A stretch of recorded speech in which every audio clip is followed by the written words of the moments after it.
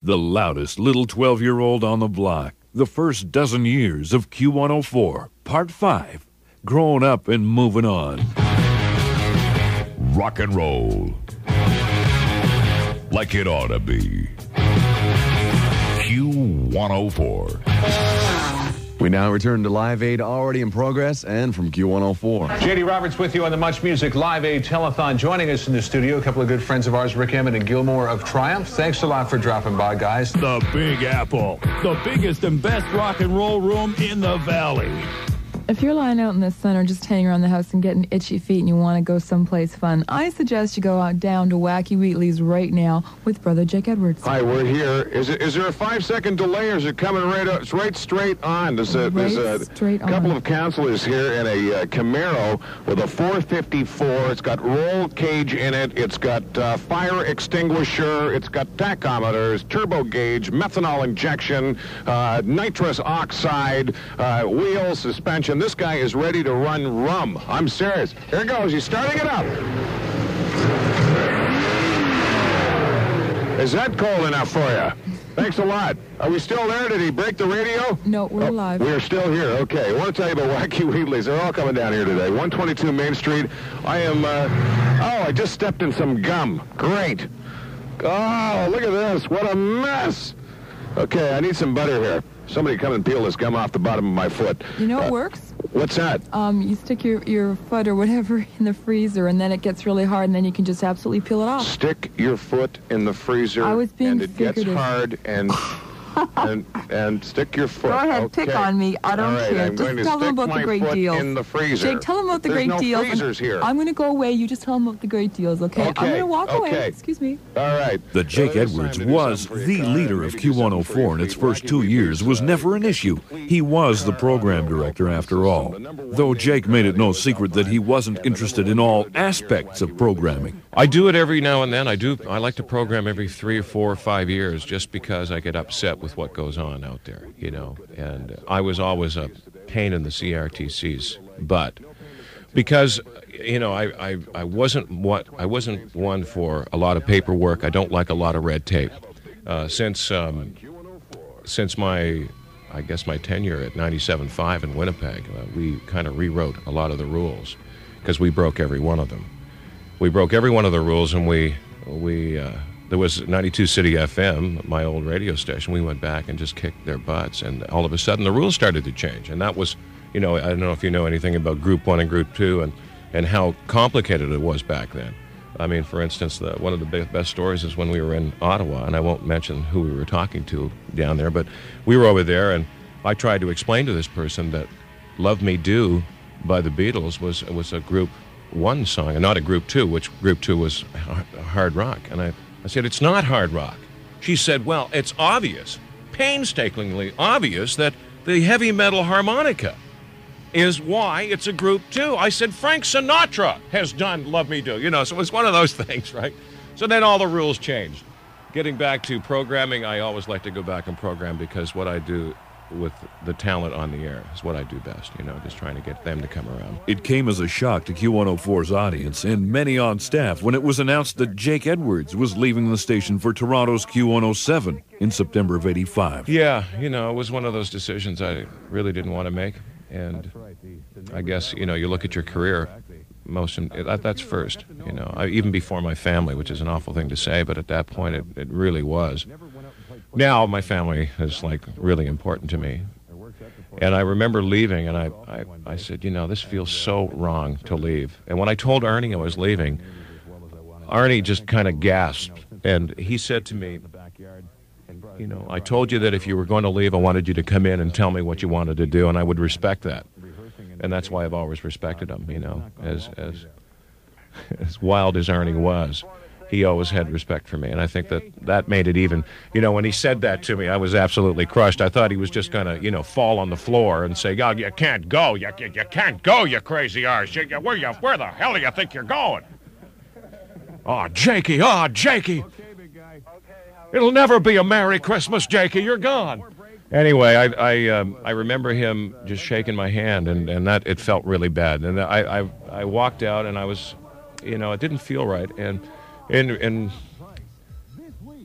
in retrospect, I think I would have stayed. You know, in going through all I've gone through, it's great, and the career's great, and you make good money, and you drive the cars, and that's all great. But I mean, ego only goes so far, and once you're done stroking yourself, after a while, it gets repetitive, and you think about the quality of the people and the quality of the town, and it'll always be a sad, you know, it'll always be sad thinking about the day I left. I still have goosebumps, you know, thinking about it right now. And I always talk very highly of this place, always. And what happened, you know, during those 2 years, my tenure here it'll never be equaled. A great deal like this won't last forever. Get full details now at Wood Motors Ford. Where else? Okay, maybe we could have Officer Mike come over here and undo this here. Thanks a lot. Don't really want to do it, but... here we go. That's a nice uniform you have there. I like the Q. I like the blue Q. I thought I saw you at the Billy Club the other night. I wasn't sure. You did, yes. Yeah, it was somebody doing... Uh-oh, look out, it's going to bubble out. It's coming over, the champagne. Oh. Champagne action. Champagne. There you go. Congratulations, Jake. Thank you. Goodbye. Ow! So, do you treat all your prisoners like that? Just the ones I like. Yeah. I hate to see one you hated. Holy smokes. Anyway, again, thank you to the Dartmouth City Police, who have been fabulous. Those people have been fabulous. And marvelous. You look marvelous. You look marvelous, darling. You look absolutely marvelous. And hang on now, this may be somebody here. Let's see what's happening. Hello? Just me saying farewell, big guy. Farewell, big guy. I'll see you before I leave. I'm not leaving until I see you. Listen, I wanted to say that, you know, it's 7:30? 7:30. Yeah, when you come out of the news. Exactly. I think Bambi should probably go like another 3 or 4 minutes, you know, just after that. Oh, hello? I love you, big guy. I love you, too. Okay. Okay. I'll see you in a bit. Okay. Okay. Bye-bye. There he is, Hal Harbor. Guy I'm absolutely going to miss. I'm going to miss him. I'm going to miss everybody here. We're going to miss you too, man. And here we go with the tune. This is a trademark of mine. I used to play this every time, everywhere I went. And this is no exception. Maybe we got time for just a... Who's this? Hello? You know, it's almost scary that I called you on this song, Jake. It's a legend here, big guy. How you doing? Hi, Bob. How you doing yourself? Boy, you got a fantastic career ahead of you, and you must be thrilled to death. Well, I am, but I owe a lot of it to you, big guy. I really do. Well, listen, Bob, we couldn't have did it without you, and you know, I'm gonna slowly hand the gold microphone over to you, and good luck too. Well, thanks, big guy. We wish you nothing but the biggest success up in TO, and we know you're gonna knock 'em dead. Thanks a lot, Bob. I'll see you maybe later on today. Stairway to success, big guy. Thanks a lot. You too. Vice versa. Okay, this is Led Zeppelin's Stairway to Heaven. If you're ever in TO, give me a call. There's a lady who's sure all it glitters is gold. Bob Powers and Ray Plourde recall the confusion that surrounded Jake's unexpected departure. He's such a good frontman for a radio station. And at the time, I think the perception was he was abandoning ship. Some people didn't understand where Jake was going or where he got to. But we did have a commitment between he and I, not a commitment, but we had always talked in terms of 5 years to be able to write our ticket. Well, he was writing his ticket already. So, I mean, how are you going to hold somebody back? It did hurt in a way because, first of all, it left a void in breakfast. We'd had 2 years with this guy in breakfast, and he commanded, you know, an audience. There's no doubt about it, and still does. And what it did was it put us into a tough spot to find somebody for no money who was into what we were doing and the philosophy and whatnot. And it was a perfect opportunity for me, although I had never had any inclination to do breakfast prior to that. But I wanted the job. I wanted the program director's job, and there was only one way to get that, was to do PD and breakfast. It was a real surprise to the staff when Jake left, because it seemed that he'd come there for a 5-year commitment, and I mean, Toronto was calling him away, and I think that maybe he got a little frustrated with maybe not being able to get the kind of promotional budgets and sort of things that he wanted for the radio station, and the lure to Toronto kept getting greater each time, He was approached several times to come there. Just a reflection on the talent of the guy. But for the people who were left after, it was kind of like, huh? What happened? Our center pivot point, the guy who led the charge up the hill, is no longer there. And it was a bit of a disappointment, I guess. I mean, I don't want to overplay it because we went on and continued to put on a blisteringly energetic rock radio station.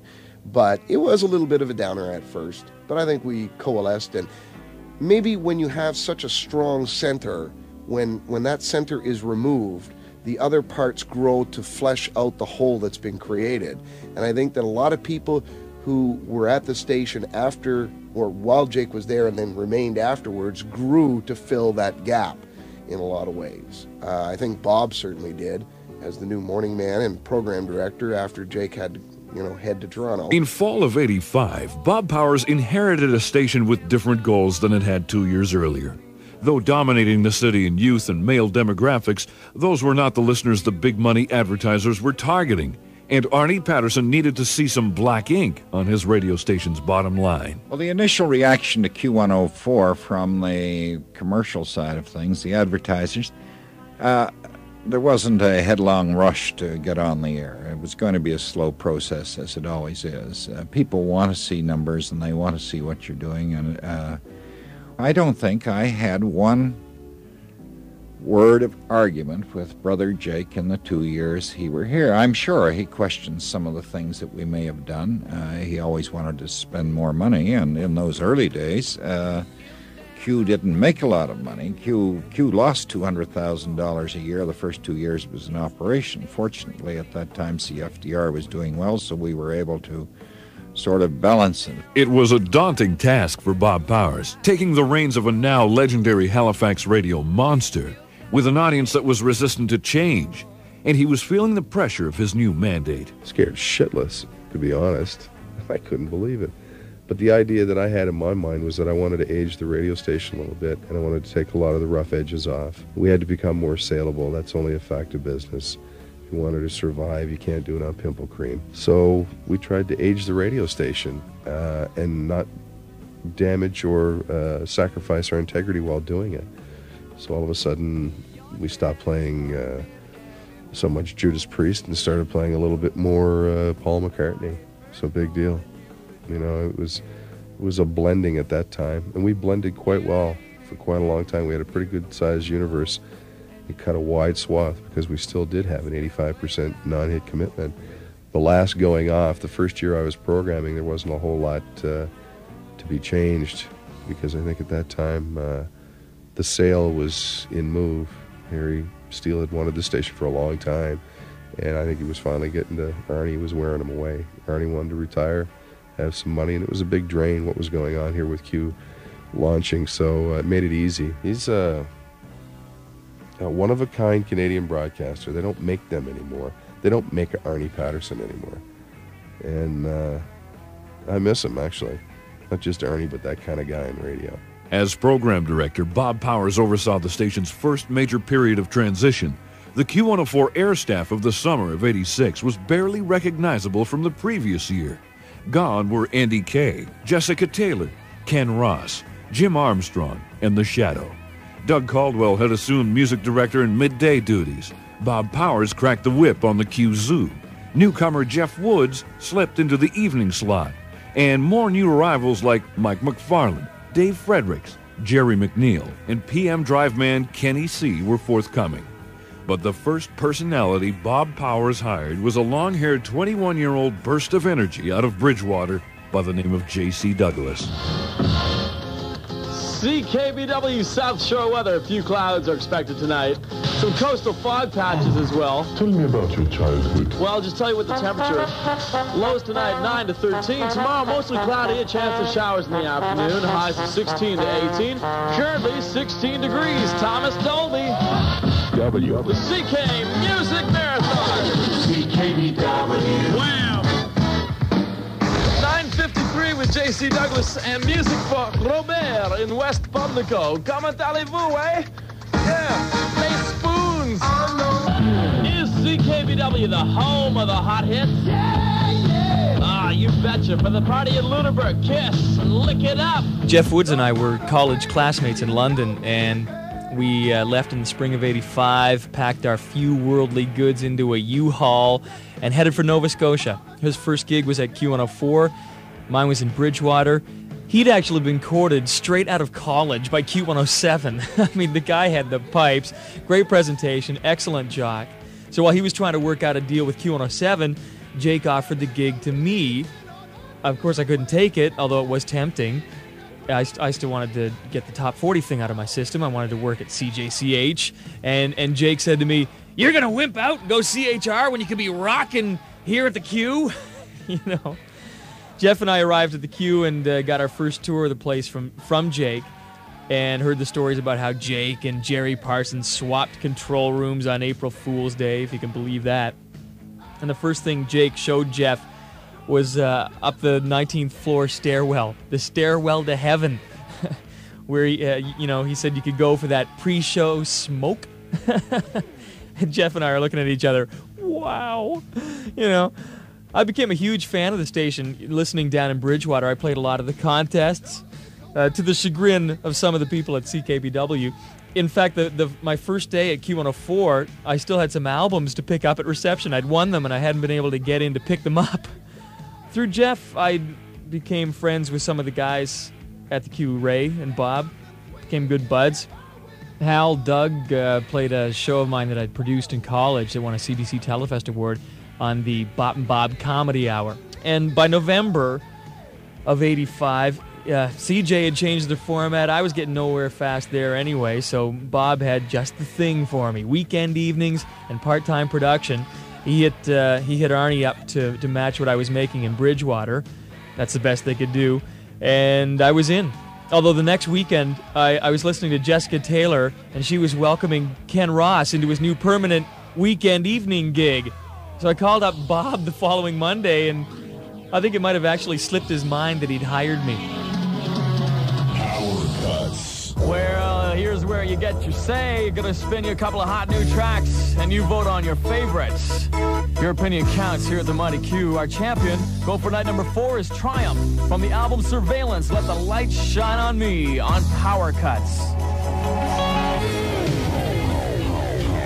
Power Cuts. Challenging tonight, brand spanking new Joe Cocker, Unchain My Heart on Power Cuts. Q104 FM, the Great White North Report. From Permanent Waves 1979, Rush, and Free Will, and Time Stands Still for the new one, Hold Your Fire. Tonight at the new licensed Pub Flamingo, lower level Maritime Mall in Halifax, you can catch Vancouver's The Grapes of Wrath. And tomorrow, another fine Vancouver band, 5440, who were here not too long ago at the old Club Flamingo. Great show. They're going to be on stage. Doug Caldwell talked with 5440's lead singer and guitarist Neil Osborne about their new album, Show Me. And he asked Neil if they had intentionally refined their sound on this album to move away from the garage rock punky feel of their debut. Yeah. The Aerosmith, rocking the Atlantic on Q104 FM. Final score from the Metro Center tonight, the Nova Scotia Oilers 4, the Fredericton Express 1. Way to go, Oilers. Hold on for The Who at 11 on Musicology. 1319. Incidentally, tomorrow night at 11 o'clock on Musicology, we'll be featuring a special edition, a tribute to the Pink Floyd Dark Side of the Moon LP as it hits its 700th week on the Billboard Top 200 album chart. 700 weeks. That's every week since 1973. We'll talk about it more tomorrow at 11 till midnight, and I'll catch you tomorrow night at 7. Dave Fredericks is up for the all-night blowout. Hope you enjoy it. We're going to kick it off with Led Zeppelin on Q104. Yeah, right from the word go, JC fit right into the general fun atmosphere and the creative sense of play that we had here at the station. And it was probably 2 or 3 years, maybe a year after he was here, that I realized that JC could sing and play music too, which was a real talent that not a lot of DJs can actually play music and sing. So we got into some comedy stuff, did some songs together, actually did some performing at the Lunenburg Comedy Festival at one time. It was great doing some stuff, writing and recording with Hal, Doug, because he was the guy, with the talent. He'd done dozens and maybe hundreds of parody songs in his time here. And we still, to this day, we get requests for Chesapeake.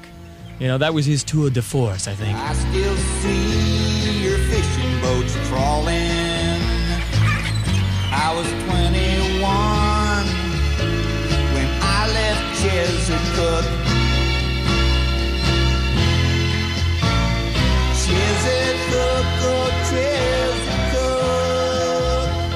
I still see your waves a-crashing. All those boogie checks they're cashing. Say Q's your number one, 'cause you know we'll be good to you. Ooh. You know, I've been thinking, baby. What? Q's been on the air for some time now, and I get this feeling in my gut. Holy cow. Doug and I did a few songs together. One of them, Say Q's Your Number One. I did some goofy female vocals on it, and he was the genteel rap guy. That one, we did a Q107 version with references to, instead of Bob and Hal and Kenny C and Rock and Ray, we put Gene Velitis, Dusty Shannon, Rockin' John Derringer on it, and Jake played it in Toronto. And that's been happening a lot lately. I'm getting a lot more mileage these days on my parody songs. Domeward Bound, A.J. Walling put video to it at MITV, and Global played it on their 6 o'clock newscast in Ontario. Jake, again, played our referendum song on Q107. Let me know. Let's go. Is it yes or is it no? Hey, Q107, Toronto's best rock. We worked all night on that song. We finally got it out, and I'm lying. That was great. I love that. I'll tell you where that song came from. That song came from Q104, the Rock of the Atlantic in Halifax, from our pals down there. They thought they'd send it along, and we'd give it a little air shot over there. Boy. Yeah, Very that's nice. pretty good, eh? Yeah, across the provinces, we reach out to other rock stations. This past winter, during the hockey strike, we did that Cat Stevens tune, Another Saturday Night, and I Ain't Got No Hockey. And a friend of mine, Jim Richards, started playing it at the sports station in Toronto, The Fan. And he got Joe Bowen, the Leafs play-by-play guy, who used to work in Halifax, by the way, at CHNS. He did a Bettman Goodnow play-by-play thing in the middle part of the song, and that was great. And then a handful of other Toronto stations wanted it, and CBC came in and shot video of it. Bettman slides the proposal over to Goodnow. Goodnow looking at the proposal, throws it back at Bettman. Bettman with a pencil, throwing it at Goodnow. Another Saturday night, Ain't Got No Hockey. J.C. Douglas, and apologies to Sam Cooke. 7:30 in Toronto. Now with Chum News sitting in for Brian Henderson this week. Here's City TV's Gord Martineau. Probably not going to be any hockey either. We'll tell you about that in a couple of minutes. Good. The latest thing, well, this summer we had a rarity. Bob Powers and B.J. Wilson, the former and the future morning show hosts, sang backing vocals with Andrew Gillis and me on the G7 Dirty Harbor song that I wrote, and the CBC again wanted that one for a documentary on the summit, the G7 here in Halifax. Because I love that dirty harbor. Oh, Halifax, you're my home. Now, what I've been trying to do is get into the States. So success north of the border is just not good enough for me. Q104, the home of rock and roll, archangels sent by angels from heaven above. 421, J.C. Douglas and Andrew Gillis. Well, Andy, our goal of infiltrating all the late-night network shows is one step closer to realization today. The Zelig of late-night talk here, J.C. Douglas. First, it was you and I, Andrew, with our mugs caught on camera at The Tonight Show last summer. Then Anna Z and I at The Letterman Show, where I presented him with a special gift. I don't need your love. I don't need your laughter. I don't need your applause. Look what some thoughtful audience member gave me earlier tonight. My own can of big-ass clams. And this morning at about 20 to 2, here's how it sounded live on The Late Late Show with Tom Snyder. The other night here, I jokingly said, wouldn't it be funny if we asked the viewers to send in lyrics for our theme song? I mean, it's a great theme song, and David Sanborn does a great job on this thing, but it's a little tough to imagine words to it. Well, it wasn't tough to a man named J.C. Douglas, who lives in Dartmouth, Nova Scotia, who sent us an audio tape that we have married to our produced opening here. And without his permission, here is what it might sound like if this thing had words. Brian, roll it, please. It's the Tomorrow Show without the Marlboros. Tom Snyder's on, and look at that, he's smoke-free. from his upper lip. But gosh, Tom, great to have you back on Network TV. Now, please, don't try to top it, okay? My thanks to J.C. Douglas for going along with the gag up there in Dartmouth, Nova Scotia, where they watch the show at 1:35 a.m. on Atlantic Time, which is 1 to the east of Eastern Time. Yes, it's great to have you back on Work TV, and you led Dave Sanborn on the work part there. That was cool. By God, Andrew, what's left now? I think I can die in peace. I am the captain of the Emily, and I'll sail you anywhere, but not for free. As host of the 6 o'clock Rock Report, Rockin' Ray had established firm ties with many of Canada's top musicians, and touring bands showed their appreciation with an array of gold and platinum awards, often presented on stage in front of Q's faithful listening audience. But sometimes the hand of friendship extended even further. Yeah, it was cool. The relationship with artists quite often extended from our world to their world. They felt comfortable in our studios, hanging out with us, maybe an impromptu, hi, hey, look who joined us on the air, any time of the day or night, and the audience really dug that. And they felt, I guess, that we should come into their world occasionally. And J.C. Douglas took a track that the band FM had done. Well, it was a cover version of the Beach Boys' Good Vibrations. And they released a single. That was back the last 45s rolling off the line at about that time. And on the flip side was an instrumental version. I don't know why, but they just released their instrumental track.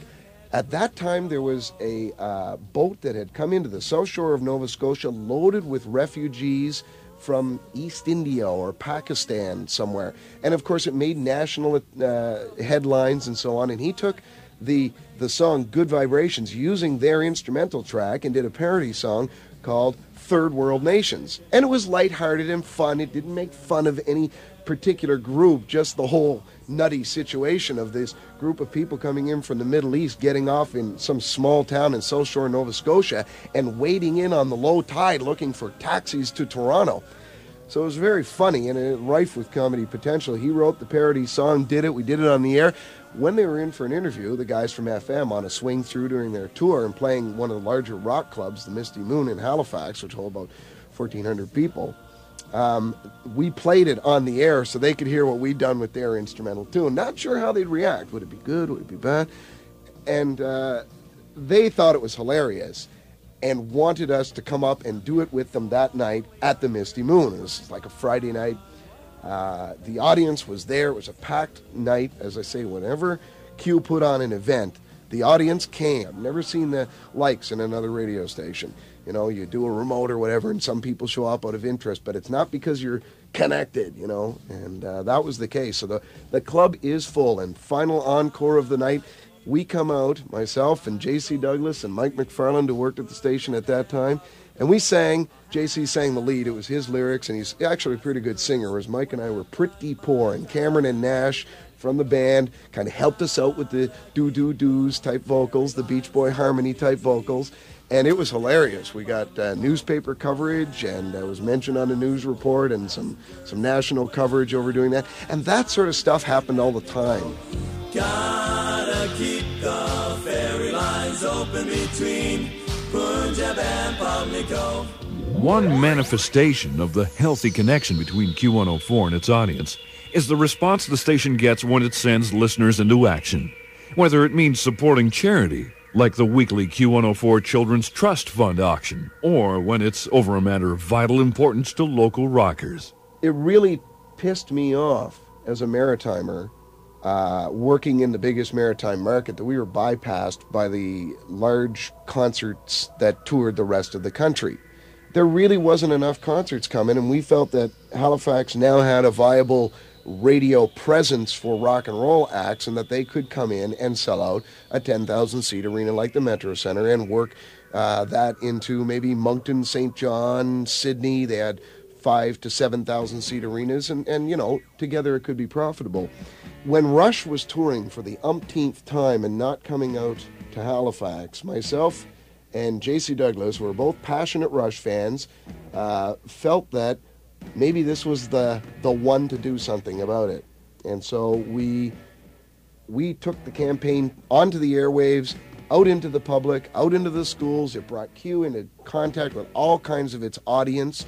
The audience dug the idea, the concept that not just one band, but to set a bit of a precedent, was being pressured to come, and that, you know, they could do the sellout at the Metro Center, and that happened when they eventually agreed to come to Halifax on their next tour. Good morning, you're on the Q Talk Show. How are you? Not too bad, yourself. Oh, not too bad. I've got a good name to the campaign. Okay. Rush to Halifax? Rush to Halifax. Right on. Bad idea? Yes. So I take it that's a vote in favor, is it not? Yeah, for sure. Alrighty, Only 19,998 more. Let's go. let's go. CFRQ is Q104 FM, the Rock of the Atlantic. And yes, we've embarked on a very ambitious program today. This morning at 9 o'clock on the talk show, your requests and your talk warranted what we felt all along to try and bring Rush here to Halifax and to establish Halifax once again as a center for rock and roll, specifically for our area, the Maritimes. Good evening. Welcome to the Rock Report. I'm Rockin' Ray, and with me, it's a pleasure to welcome J.C. Douglas for the first time. Ray, I'm excited. Yeah. We're off and running, and the response so far has been tremendous. Yeah, it's been great. I told you the Q audience was a good audience, the good rockers. Come in, Rushhead. I am here. Who is this? This is Andrew Barr. Hi, Andrew. Hey, how are you guys doing? We're doing just fine for this Thursday morning. How about you? Oh, just terrific. Fully psyched and ready to go. Okay, where are you going? Okay, we're heading up to Toronto. I and two other friends are heading up there tonight for the concert tonight and for the one tomorrow night as well. Hey, great. So you're taking a giant banner that says what? It says Halifax loves Rush, and we've got it done up in the logo, the same line type of deal that they've done for the letters of Rush on the new album cover. Okay. I and a friend of mine sat up to serious hours last night working on it all from early yesterday till last night. We did some serious calculation. We made out a whole. We calculated the rest of the alphabet just by using the Rush as a guideline to make it up. So it looks not too bad. Uncle Q wants you. Q104 FM invites you to the camera eye through Rush Hour. Rush to Halifax, so that was our first major promotion that we ran that involved a band. It seemed like the perfect premise because A, rock and roll had been denied on the airwaves in that city for so long, and seemingly as far as the promoters were concerned, there wasn't enough of demand for Rush there. We proved to them that there was a demand to have Rush play the major venues, and eventually they have done that. They have gone back there and played there. And I think that was all because of us. This Saturday, Dalhousie University opens its campus to the Rush to Halifax campaign. Much music will be there to record the event as we unite in one voice to bring Rush to Halifax. Bring your banners and your posters. Show the big money that Atlantic Canada is sincere in its desire to see its #1 band. Prizes of Rush to Halifax t-shirts and other Rush goodies for the best banners, all from A1 Silk Screening. Saturday, 2 p.m., Rebecca Cohen parking lot. Rush Hour from Q104 FM. The campaign helped me get my feet wet. I'd only been here for about a month. I had heard Ray tossing around the idea of a petition on the Rock Report, and it was like a couple weeks later before I asked him about it. You know, why not? Let's do it. And Ray was like, do you have any idea how much work that would be?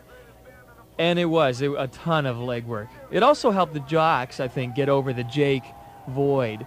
You know, Rush to Halifax unified us, and we collected 24,000 signatures, 4,000 more than our goal. I think that helped our confidence that we were still a great radio station. There was an article in the Daily News on Metro Radio, that called Q104 Station of the Year, and said, like, take a bow, Bob Powers, for proving there is life after Brother Jake. Oh yeah, programming could be pretty quirky in those days. We carried some of the Nova Scotia Oilers games, us and DR, over the hotline, you know, just through the telephone, one mic. Pat Connolly, though, called the game, so that was a plus. I remember one night, the evening jock would opt the game, right? And it was hard to know when the next break would come for spots. And so I'm walking by the newsroom, and I hear the game on the monitor. Jeff Woods is opping, and I guess he'd gone to heed nature's call. And Pat is on the air going, Jeff, we're going to commercial now. Jeff? We also got to read news updates during hockey games in the intermissions. We also did news on weekends. The Jocks, for a couple of years anyway, we read our own newscast, which I actually enjoyed. But we were not journalists by trade. This is Q104 FM News. I'm the Shadow. Good morning. The controversy continues. The Canadian Armed Forces has once again declared war on homosexuals. The latest battle is over 5 women who were discharged from service after a military police investigation discovered they were involved in lesbian relationships at a secret submarine tracking station at CFS Shelburne on the South Shore. The Force's Special Investigation Unit says they uncovered a ring of, quote, hardcore lesbians, according to an article in a local newspaper recently. But what is a hardcore lesbian? We weren't quite sure, so we decided to ask on the street. I guess it's someone who's very obvious about their sexuality and their sexual preference. One time I was asked by, I was working on a Saturday, and the news guy at CFDR was sick, so I had to go on the air on CFDR and read the news. And that's where I had to do a total straight newscast because of the traditional nature of the radio programming. And I was on the air with our engineer, Jack, who was doing his Celtic Tartan Hour, I think it was called. And a very good Saturday morning to you. Welcome once again to the Tartan Hour. And right off the top this morning, to start the program, here's Stan Hamilton and the Flying Scots. And while the commercials were playing before I did my weather sign-off, he made some crack about, how are you going to sign this off? He said, are you going to say Hal Harbor or are you going to say Doug Barron? I said, I'll surprise you. So as I was signing off, I said, it's 5 minutes after noon for CFDR News. I'm Harvey Wallbanger. And Jack, being so conservative and straight, and this was his program, he literally lifted off the chair about 3 or 4 feet as I did that in complete shock and surprise. He never thought I'd do it. Wee bit of Scottish rock and roll. Maybe I should pass that one over to the gang next door on Q104. The sound of good music. CFDR is Metro. And we're now 3 minutes away from 10 o'clock here at CFDR. Please stay tuned for the latest news and weather next on the hour at 10. And following that, some more lush and lovely sounds as we continue with your Starlight Serenade program. It was priceless up there working across from the old CFDR. I worked opposite Tony Beach on weekend evenings for about a year and a half. He was a great guy, very nice. Brought me my little weather updates, sports scores and stuff, but as far as the programming went, you couldn't have had a more polar opposite. Except maybe when Jim Armstrong was on, and he'd have the live phone callers on the queue, swearing freely. The callers were, not Jim. I've never heard so much cursing, so much cussing on the radio. But Jim opposite Tony Beach, that would be funny. I'm Tony Beach. Until next time, good night, my love. God bless. The producer at the time was Rockin' Ray Plourde. And the poor guy was swamped. I mean, he had 2 stations worth of production to do and was working probably, without exaggeration, at minimum a 12-hour day, doing a lot of PR work and promotions at night. And had a very considerably heavy load for both stations to handle. And in the midst of the melee of all the busyness, he missed an outtake from the evening announcer at the time. A great set of pipes, Jim Armstrong. Jungle Jim Armstrong. And Jim booted, I can't remember the client, but it was somebody kind of laid back, like a shopping center or whatever, a ladies' store. And he was coming up on the jingle and he knew he was going to walk and fuck. Of course, for some reason, either Ray missed it or somebody who may have been dubbing it, I can't remember, missed it and dubbed that cut and it landed in Jerry Parsons' morning show on the easy listening station, CFDR. From the old CFDR perspective, this was all pretty radical, and I think that they just took a step back and didn't know what to think for the longest time. But they were good people, and they came from, I think, the small town, hometown, mom and pop kind of radio. You know, station's been on forever, started in a broom closet.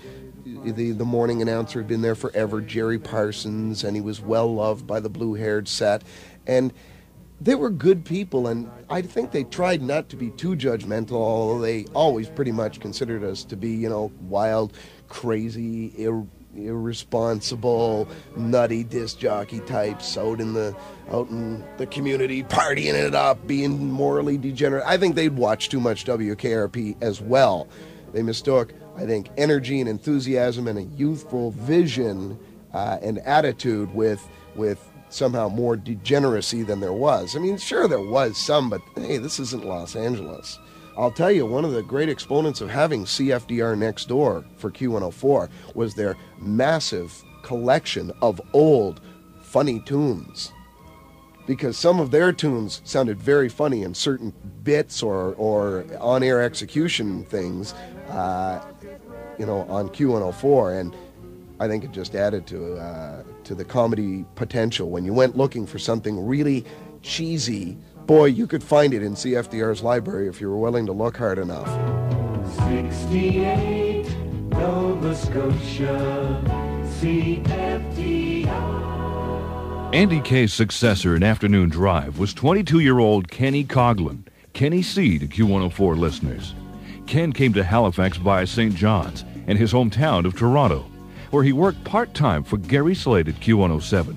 We talked with Kenny at the studios of Q107 and AM 640 in Toronto. When I got fired from Q107, I was talking to the program director who offered to hire me back and said, I'll give you two options. You can come back and work for me, or I'm doing some consulting for a new FM station in the Atlantic. And told me about Q104, told me about the whole idea behind the thing, and said that there was a drive position available. I fell in love with the city immediately. Still think about it every day. I had assumed, being a Torontonian, that Halifax was a real small place. But I found out that it wasn't. The studios were beautiful, very similar to the studios we're in here. Beautiful penthouse location, as you know, with a great view. The camaraderie there was great, too. And great radio. Free-for-all radio. Q104, that's Vancouver's Double Dare, and I Can't Hold On. Fine-looking lady singing in that band. 421, I'm Kenny C, and with the news, here's a fine-looking newsman himself. Less is more. Well, thanks. I hope I sound as good as she in Double Dare looks. I don't know. She sounds good, too, as a matter of fact. Yes, she does. That's My right. favorite Kenny C ID is Q104, dial it in and rip the knob off. Because they're in adjournment. Yeah, Kenny C was too good to be true. It was that big radio DJ voice. As the production manager, I really liked having Kenny around because that guy was the postman. He could nail a post from 50 feet away without ever having heard the song. He just had a sixth sense. He was an excellent commercial voice, and could he ever do the strong reads? From a production standpoint, I loved having him around. From a personal standpoint, I loved his energy and his enthusiasm. He was always working on another scheme of some sort. He was great on the air, and he was great in the production room. Very professional. And Mercury dealers. Joni Leap of Dartmouth just won a six-pack of her favorite flavor of New York Seltzer, and that is root beer. Keep listening for your chance to win your favorite flavor coming up after 7 o'clock tonight with Jeff Woods. Yeah. Time for the weather forecast. Yes, indeed. And there's the radar unit at the top of the Queen Square building indicating tomorrow, Kenny, sunny skies by noontime. Lows tonight a -2, kind of cold, and the rain is about to start. 18 degrees, though, at Q104 FM. With 27 minutes of commercial-free music. The Rolling Stones on the 5 o'clock flashbacks, where we're playing things like that, like Sympathy for the Devil, Sympathy for Kenny C, who, of course, is having trouble. Rock and Ray, you're here for the Rock Report. And, and that, I think we should mention, too, concludes The Yes. 5 o'clock flashbacks. And From Yuck Yucks. Brought to you by Yuck Yucks, that fine, outstanding comedy cabaret group of funny folks. That's right, and a little out bit of the LBR. little bit worried about Kenny at the moment, right? Yeah, I guess he's feeling sick. Is that right? Matter of fact, reach over, give him a buzz there. Want to give him a call at home, see let's how he's call him. feeling? Okay. Yeah. Sure. Give him a quick dingle here. We got the memory redial system here for all the Q guys. That's great, yeah. Let's just check it out here. See how he's feeling, I guess. Whoa! What? Kenny! Kenny! Hi, Kenny. You guys, turn the music down! Hello? Kenny, it's Rock and Ray and Les. And we're on the air, Kenny. How's that flu? Yeah, how you feeling? I'm feeling really sick, guys. Sitting at home in bed, You weren't able to finish your show today. No, I was sleeping. I'm sorry. You just woke me up. We just woke you up, Kenny. Yeah. Okay, look, best of luck, pal, getting well. You think you're going to be okay for tomorrow's show at 2 o'clock? Oh, I think so. Okay, Kenny. Right. Get lots of fluids. All right. By the way, the 5 o'clock flashbacks were brought to you by Yuck Yucks. We already said that. Yeah, okay. See you later. Okay, bye, Kenny. Oh, I can't believe it. I can't believe it. Kenny learned quickly about the tight connection between the Q jocks and their audience. In fact, he learned that getting too close to the audience could be risky. Ken and a friend had been invited to dinner at the home of a big Q fan in Truro, after which the fan refused to let his guests leave. He said, "You can't go." I said, "Well, what do you mean we can't go? We just came over for dinner. We want to go home. I mean, nice to meet you. Thank you very much, but I'm going." "No, you got to spend the night. I promised my wife that you got to spend the night." So, "Look, buddy, I got to go home. I got things to do tomorrow morning. I can't spend the night. It was nice to meet you. Well, then you got to pay me for dinner." Well, I didn't anticipate that. And, of course, I was paid millions of dollars at Q104. So, unfortunately, I didn't have the money in my pocket that he was demanding, I believe it was $150 for dinner for two. And said that we were not allowed to leave his house until we paid him. So, I kind of looked at my friend. He looked at me. We thought, oh, my God, we're going to die. So we went along with his little game and pretended to go to bed that evening, and him and his wife went to bed and ran like hell out the front door, jumped in the car, and drove like crazy back to Halifax again. And sunrise lighting. It's 3:26, time for Sports Shorts, brought to you by AIM Engine Rebuilders at 3252 Barrington Street. Oh my goodness, look who it is. Surprise visitor, Kenny. So glad to be here. I brought my own music. This is Robin Leach. Robin. Yes? Where the hell have you been? Good point, Kenny. Well, CFL Commissioner Doug Mitchell has questioned a Manitoba provincial court decision to grant an absolute discharge to tackle Heck Pothier of the Edmonton Eskimos. Pothier pleaded guilty to a charge of possession of hashishis of former St. Mary's Huskies. Husky, what's going on, Kenny? The rich and famous tend to go for the soft drugs in a big way. Naturally, they're working their way back from cocaine. Shouldn't we be glad that Heck Pothier was not doing the more serious drug? Yes, we should. Exactly. Good point. Well, the man has suffered terribly for it. He has not been convicted in court, but he has been suspended for next season. How much did he have on him? A lot of outrage, Kenny. Just a few 5 grams, apparently. Really? Mitchell found himself the center of controversy. Doug Mitchell, the commissioner, as he and NHL President John Ziegler traveled to Parliament Hill to publicize anti-drug abuse video messages.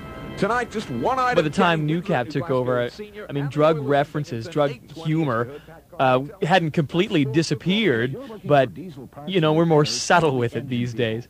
But remember, it was a different time, a different headspace. It was pre-Just Say No and the war on drugs. Drugs were still thought to be funny.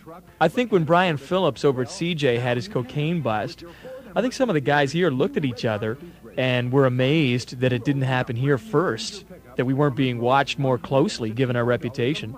So whatever the guys on staff were doing, whatever imbibing took place at or near the station, I think it tailed off after that. But the best drug humor never went to air. I mean, we were capable of self-censorship. Ukrainian Airlines International and Q104 FM proudly present the Fly and Fry Contest. Starting Monday, we'll be taking qualifiers on the Q Win Line. If you're our winner, we'll fly you and a friend to historic old Amsterdam, international drug capital of the free world. You'll be accompanied by the entire Q crew, except JC Douglas, who'll be keeping the station running during our absence. Just think of it, 7 days and 21 nights of total memory loss.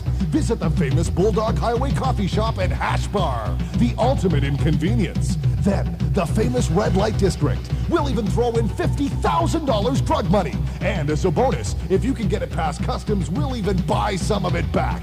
It's all here and waiting for you. More than 57 varieties of hash from 32 points of origin throughout 5 continents. Over 500 strains of marijuana and 30 types of magic mushrooms from around the globe. And that's not all. There's cocaine, opium, heroin, and peyote too. Plus Valium, Librium, mescaline, Quaaludes, LSD, THC, XTC, MDA, PCP, NO2, DDT, STP, and BTO. They've got uppers, downers, and all-arounders. And of course, coffee and booze. It's the Fly and Fry contest, your mother's worst nightmare, from Ukrainian Airlines and Q104 FM, the stone of the Atlantic. You're in tune with the mighty Q104 FM, and stay tuned because you can check in with your favorite rock albums on the Q Top 20 Album Countdown. That's Okay. Well, sorry about that. Time for the Bop and Bob Comedy Show. Q104 with Jeffrey and I Must Be Dreaming. We also heard from 38 Special shortly in front of 5 o'clock. This is Kenny C. Stand by. The 5 o'clock flashback is coming up next. Hey, this is your old pal Billy Bob, and you're listening to the Rock of the Atlantic, Q104. Leslie's Moore here. And who said the Blues wouldn't survive to the Stanley Cup Finals?